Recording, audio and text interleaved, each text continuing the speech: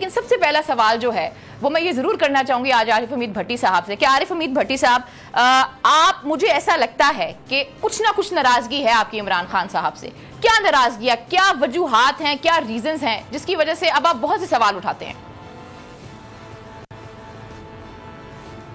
बिस्मिल्लाहिर्रहमानिर्रहीम। अलीना, एक तो आपका शुक्रिया, अपने बोल पे दावत दी। बोल माशाल्लाह बड़ा अच्छा टीवी है। मैं हरगिज उनसे नाराज नहीं, मेरे लिए वो काबिल एहतराम है। मुझे इससे गर्ज नहीं, वजीर आज़म नवाज शरीफ है, यूसुफ रजा गिलानी है, इमरान है, जफरुल्लाह जमाली है, मोइन कुरैशी है, या कोई भी है, शाहिद हकान अब्बासी साहब है, या इमरान खान साहब। मुझे इससे गर्ज है जो लीडर ने अपनी ज़ुबान से कौम से वादे किए थे वो पूरे कर रहे हैं या नहीं। उनके दौर में, जिसका भी दौर है, बेहतरी आवाम के लिए आ रही है कि उनके करीबी दोस्तों और ख़ानदानों के लिए आई है। मैंने जो जर्नलिज्म पढ़ी है, मुझे जो सीनियर ने सिखाया है कि हमें हुक्मरानों के नाम से गर्ज नहीं, बंदे तैनात करना, वज़ीर आला पंजाब बनाना उनकी जिम्मेदारी है, वज़रा की टीम बनाना। हाँ, वो टीम क्या कर रही है, कैसे बनी है, उन पे बात करना मैं समझता हूँ बीइंग ए जर्नलिस्ट मेरा राइट है। अगर आज कराची में पानी से डूब गया था, बूढ़ी दादी पोती को लेके, अगर खुदा ना खास्ता बच्ची गिर जाती तो मैं साहब का हुक्मरानों को कहूँ। अगर पंजाब में आज आटा नायाब हो गया है तो मैं इसका दौर फिर शहबाज शरीफ को कहूँ। आज पंजाब में करप्शन के जो छिक्के लग रहे हैं, एक हाउसिंग सोसाइटियों ने एलडीए की बाई लॉज में अमेंडमेंट किया, खरबों रुपए का फायदा ले गए हैं, अरबों रुपए का, अनबिलीवेबल। अब मुझे बताएं, इमरान खान साहब जो कहते थे, क्या अगर उन्होंने बातें पूरी की हैं तो मैं अपने अल्फाज भी वापस लूंगा? क्या वो कह रहे थे IMF के पास नहीं जाऊंगा चाहे खुदकशी कर लूं? जब बिजली गैस पेट्रोल की कीमत महंगी हो तो समझे आपका प्राइम मिनिस्टर करप्ट है। दो नहीं, एक पाकिस्तान लाऊंगा, गुड गवर्नर्स लाऊंगा, मैं बड़ी कबीना नहीं बनाऊंगा, मैं माफिया को नहीं छोड़ूंगा। मुझे मेरी आप रहनुमाई फरमा दें, जब से वो तशरीफ लाए हैं कौन से माफिया को उन्होंने पकड़ा है? लेकिन भट्टी साहब, इस वक्त आपकी मौजूदा सूरत हाल आप ये देख लें, ये जैसे मैंने आगाज किया कि एहतसाब के अमल की उन्होंने बात की थी और आज जो अपोजिशन की तरफ से तजावीज दी गई हैं जिसमें उन्होंने कहा कि एक कन्विक्टेड पर्सन भी जो है वो असेंबली का मेंबर बन सकता है, तो उन्होंने तो इन सबको रद्द किया है। वो तो फिर खड़े हो गए हैं और बहुत से लोग ये कहते हैं ये बहुत ही क्रूशल टाइम है क्योंकि FATF के हवाले से बहुत सी तरमीम कर दी है और उनको करने के लिए आपको अपोजिशन की जरूरत है।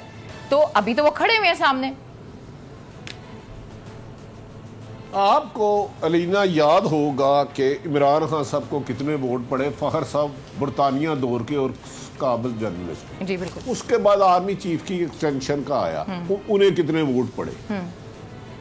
FTF का वोट जिन्होंने लेना है वो ले लेंगे। अच्छा। इन्होंने क्या करना है, ये तो आज APC के लिए नहीं, बारगेनिंग के लिए इकट्ठे हुए थे कि हमारा लूटा हुआ माल ना बढ़ो। दूसरी बात, इमरान खान साहब ने लिया नहायत अदब एहतराम के साथ। इमरान खान की टीम के जो 2-3 लोग हैं, उनमें से 2 लोग तो नैब की रडार में फिक्स हैं। उनके बारे में एविडेंस पूरे सबके पास पहुंचे हुए हैं। मालम जफा का केस मेरे खिलाफ है, उधर अगर मेरे खिलाफ, और पंजाब में 5 करप्शन के रेफरेंस के मटीरियल अहम अदारों के पास है। तो लिहाजा हाँ, सब खुद ऑनेस्ट है, इसमें कोई शुबा नहीं। हमें यकीन था बेहतरी आएगी, लेकिन अब मैं हकायक से बिल्ली की तरह आंखें बंद नहीं कर सकता। हमारी दुआ है कि जो उन्होंने कहा है इमरान साहब ने अपनी जुबान से, वो पूरा कर दें, बस इतनी सारी बात है। इसके अलावा ना नवाज शरीफ से मेरी या आपका कोई झगड़ा था, ना जरदारी साहब से, ना मुशर्रफ साहब से, ना इनसे। अच्छा, लेकिन आरिफ हमीद भट्टी साहब, एक और चीज भी तो है ना, ये जो हम जिस कमेटी की बात कर रहे हैं जिसके ऊपर बहुत से इख्तलाफात भी किए गए और शायद खान अब्बासी साहब उठकर भी चढ़े गए, इस तरह की जो कमेटीज हैं वो रातों रात तो नहीं ना बनती हैं। अब कल मैं राना सनाउल्लाह साहब को सुन रही थी, वो कैपिटल टॉक में थे, तो उन्होंने कहा कि भाई ये नून लीग में 2 ग्रुप्स हैं। एक वो है जो चाहता है कि मुज़ाकरात हो जाए, बातचीत, और एक प्रॉपर तरीके से जो गवर्नमेंट है वो अपना टेन्योर जो है वो पूरा करे। एक वो ग्रुप है जो कि ये चाहता है कि भाई एक अजीब सी सिचुएशन रहे, मसलन के एक अनरेस्ट रहे। वो तो इस तरह की बातें करें। इसका मतलब ये कि अगर कमेटी की तरफ वो गए हैं, बहुत से लोग यहाँ पर ये कहते हैं इस सवाल से जो बातचीत चल रही थी वो तकरीबन 1 महीने से चल रही है सारी बातचीत, फिर वो बातचीत कमेटी तक पहुंचती है, तो इसका मतलब है कि इमरान खान साहब की तरफ से ग्रीन सिग्नल दिया ही गया होगा ना, तभी आप कमेटी तक पहुंचे होंगे। देखिए, मैं आपसे गुजारिश करता हूँ, एक तो अपोजिशन ये हुकूमत नहीं गिरा सकती। ठीक, ये बात आप मेरी आज रिकॉर्ड रख ले। अपोजिशन अगर हुकूमत गिरा सकती होती, अख्तर मैंगल साहब अलग हुए थे, 4 वोट थे, MQM अवाम के पुरजोर सिफारिश पर, प्रेशर पर इमरान खान से मिली थी, वो दोनों चले जाते, 4 और 7 उनके थे, 11, और परवेज लाई साहब अलग हो जाते तो बजट पास ना होता। अपोजिशन हुकूमत बनाने की पोजीशन में नहीं है। इमरान खान साहब को अवाम लाई है, और जब तक अवाम चाहेगी, आप PTI के आधे लोग भी चले जाए तो इमरान खान ही वजीर आजम रहेंगे, क्योंकि अवाम का दबाव हमेशा सबसे भारी होता है। अवाम के वोट की पर्ची में बड़ी ताकत है। आपने सेनेट के इलेक्शन देखे होंगे, आपने कभी नहीं सुना होगा कि चूहा हाथी का बच्चा दे सकता है। मैंने देखा है साफत में कि चूहे ने हाथी का बच्चा दे दिया। ठीक, लेकिन तो ये लिहाजा सारी चीजें अपोजिशन इस वक्त अपनी करप्शन बचाव के लिए अपने साथ जोड़ रही है।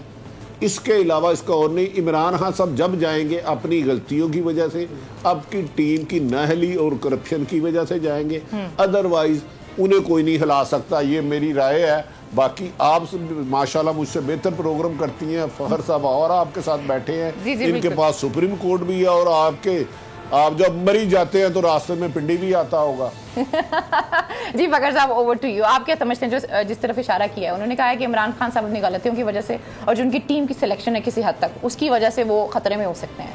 बिस्मिल्लाहिर्रहमानिर्रहीम। भट्टी साहब मरी जाते हुए रावलपिंडी नहीं आता। उसका जिस तरफ आप इशारा कर रहे हैं वो एक दूसरी तरफ से आता है।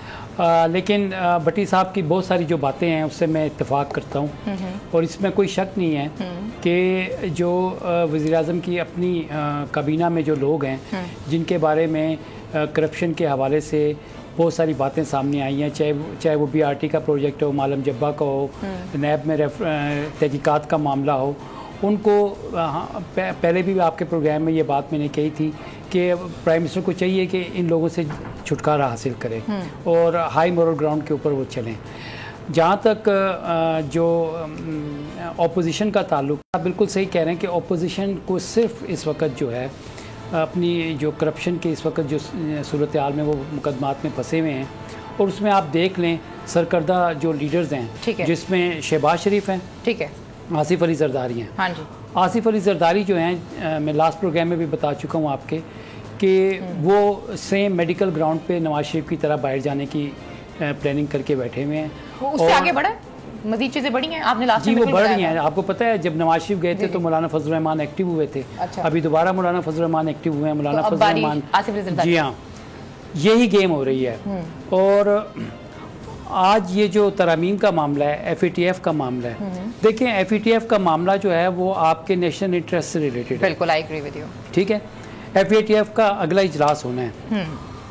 भारत पाकिस्तान को ब्लैक लिस्ट में डलवाने की कोशिश कर रहा है, जबकि हम चाहते हैं कि हम ग्रे लिस्ट से निकलकर वाइट में आ जाएं। ठीक है, और इसके लिए कुछ कानून साजी पाकिस्तान को करनी है, वो ज़रूरी है। ठीक, हुकूमत को चाहिए जॉइंट सिटिंग बुलाए, क्योंकि ये जो डेडलॉक हो गया, अब इसके बाद एक ही ऑप्शन बचता है, वो है जॉइंट सिटिंग का। ठीक है, वो बुलाकर जो भी वो लेजिस्लेशन करना। लेकिन फिर वो बात आ जाती है ना, बेसिकली बात तो हो रही है इस मुल्क की सलामती की। जब इस मुल्क की सलामती की बात आती है तो फिर आप उस पर पॉलिटिक्स नहीं करते। लेकिन इस वक्त हम ये देख रहे हैं कि जो अपोजिशन की जमातें हैं वो इस पर बड़े खुल के पॉलिटिक्स करती हैं, वो ब्लैकमेल करती हैं, जो कि शहजाद अकबर साहब ने आज बोला भी है।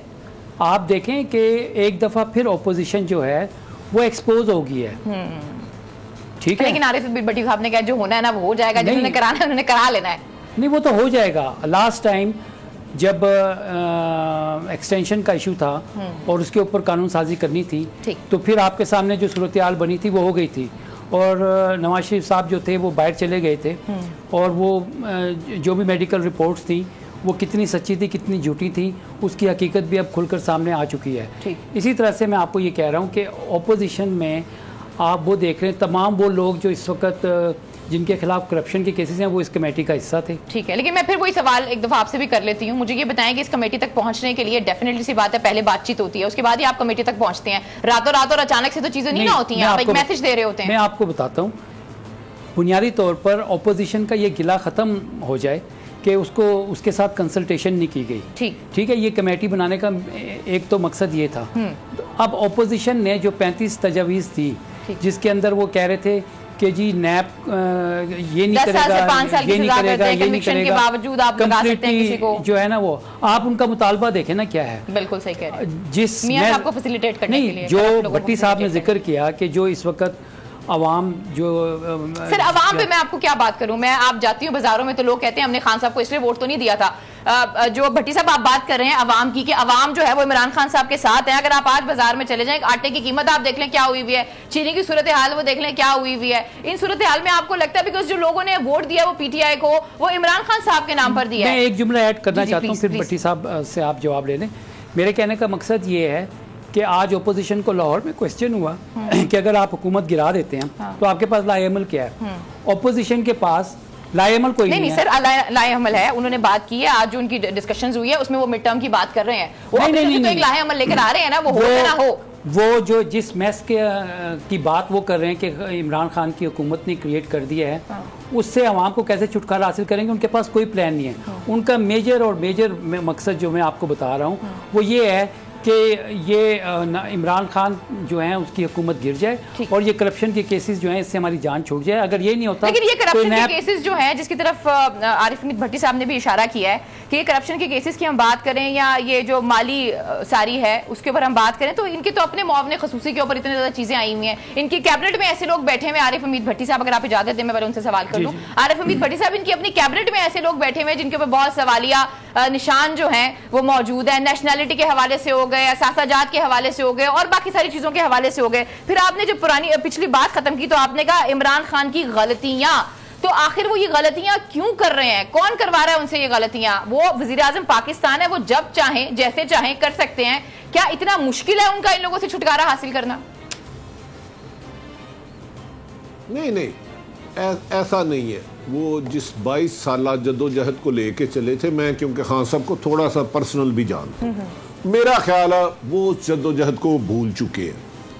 क्या उन्हें जुल्फी बुखारी के करैक्टर का नहीं पता? मुझे नहीं पता उसकी क्या कंट्रीब्यूशन है, मुझे बता दें पीटीआई के लिए।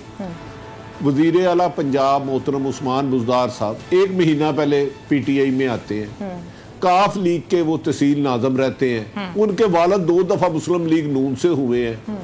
किस वजह से उनको बुलाया है? क्या उन्होंने खुद अपनी काबीना, आप ईमानदारी से कोई बंदा बता दे मुझे, मेरिट पे बनाया ही कोई एक? पंजाब के 5 चीफ सेक्रेटरी बदल गए, 4 आईजी बदल गए, और मैं आपको बता रहा हूं जिले बिक रहे हैं, डिस्ट्रिक्ट बिक रहे हैं। तो इमरान खान साहब से हम सबको उम्मीद थी कि जो कह रहे हैं ये वो करेंगे। इनको अगर मौका मिला, क्योंकि पहले दोनों पार्टियां दबाई हुई थी, मैं अब भी कह रहा हूं दोनों जमातें एनआरओ लेने और खरबों रुपया जो मुल्क का लूटा है उससे बचाव के लिए हाथ पांव मार रहे हैं। उनको इमरान खान के साथ कोई तल्लक नहीं है, इमरान खान के साथ नहीं है। वो सिर्फ अपना जो लूटा हुआ अरबों खरबों रुपए माल जो 30 सालों से उन्होंने कमाया उसे डिफेंड कर रहे हैं। लेकिन बदकिस्मती ये है कि इमरान खान ऐसे नाहल लोगों के दरमियान घिर गए हैं कि उन तक वो आवाज नहीं जा रही।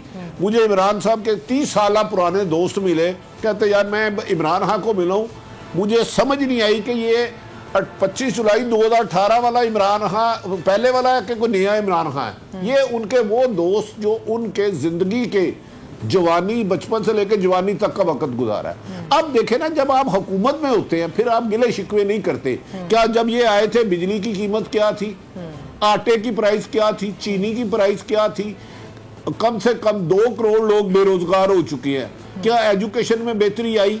क्या हेल्थ में बेहतरी आई? आपने जुल्फी बुखारी साहब की बात की, आपने बात की उस्मान बुज़दार की। आरिफ हमीद भट्टी साहब, मुझे ये बताएं कि जुल्फी बुखारी और उस्मान बुज़दार में आखिर ऐसी क्या चीज है, या बाकी जो मुआवने खसूसी हैं, बाबर साहब हो गए, जो मुशीर खजाना है वो हो गए, या बाकी सारे लोग हो गए, आखिर इनमें ऐसी क्या चीज है जिसकी वजह से इमरान खान साहब जो है वो इनसे छुटकारा हासिल नहीं कर सकते? I am just fail to understand. खासतौर पर उस्मान बुज़दार साहब में क्या मजबूरी क्या है? यही मजबूरी है कि इमरान खान साहब को ये यकीन दहानी कराई गई है कि उस्मान बुज़दार अगर ना रहे, बहुत अहम लोग इमरान खान साहब को मशवरा दे चुके हैं, खुदा के लिए इन्हें चेंज कर दे। पंजाब 60% पॉपुलेशन है, हम मारे जाएंगे।